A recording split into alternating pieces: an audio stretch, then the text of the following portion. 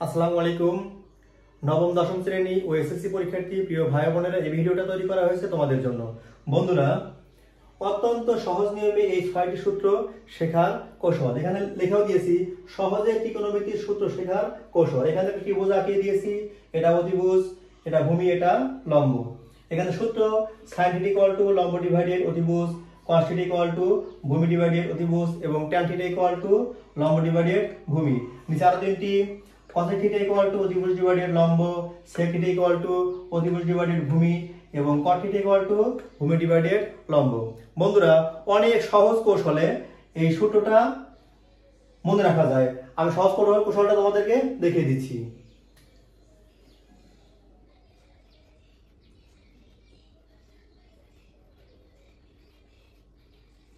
কি লিখলাম?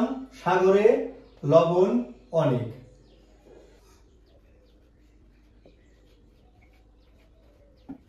কি লিখলাম?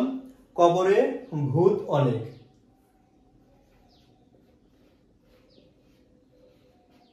টেরা লম্বা ভূত। এখানে কি লিখেছি? সাগরে লবণ অনেক, কবরে ভূত অনেক, টেরা লম্বা ভূত।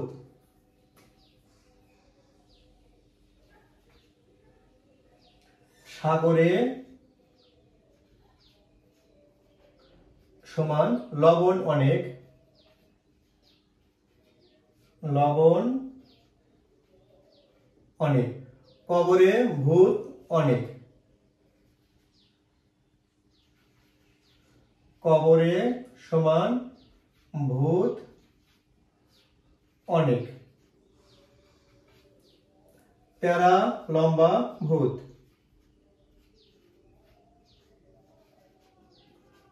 টেরা লম্বা ভূত।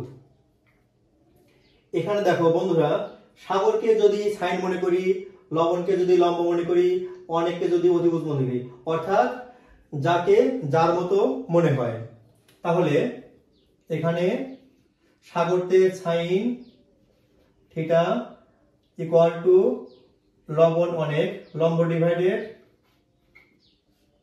অতিভুজ। কবরে ভূত অনেক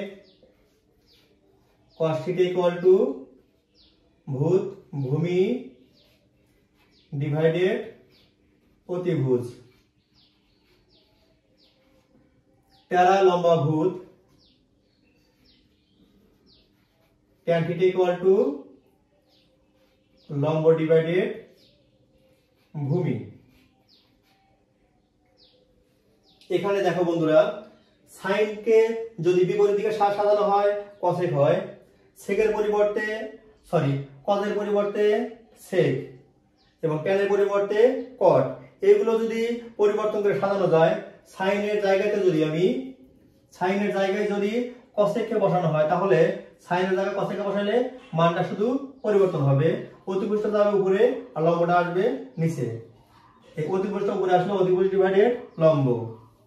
কসের স্থানে যদি সেককে বসানো হয়, শুধু কসের মানটা পরিবর্তন হবে, নিচেটা যাবে উপরে, উপরেটা আসবে নিচে। অতিভুজটা যাবে উপরে আর ভূমিটা আসবে নিচে। অতিভুজ ডিভাইডেড ভূমি। অনুরূপ ট্যানের স্থলে যদি কটকে বসানো হয়, তাহলে cot θ = মানটা পরিবর্তন হবে, ভূমি যাবে উপরে, লম্বটা আসবে নিচে। ভূমিটা গেল উপরে, লম্বটা আসলো নিচে। cot θ = ভূমি ডিভাইডেড অতিভুজ, cot θ = ভূমি ডিভাইডেড লম্ব। ধন্যবাদ বন্ধুরা, এই ছিল সহজ কৌশলে ত্রিকোণমিতির এই 6টি সূত্র শেখার কৌশল। ধন্যবাদ। ভিডিওটি ভালো লাগলে অবশ্যই একটু লাইক এবং সাবস্ক্রাইব দেবে।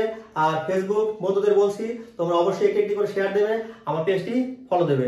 ধন্যবাদ। আসসালামু আলাইকুম ওয়া রাহমাতুল্লাহি ওয়া বারাকাতুহু।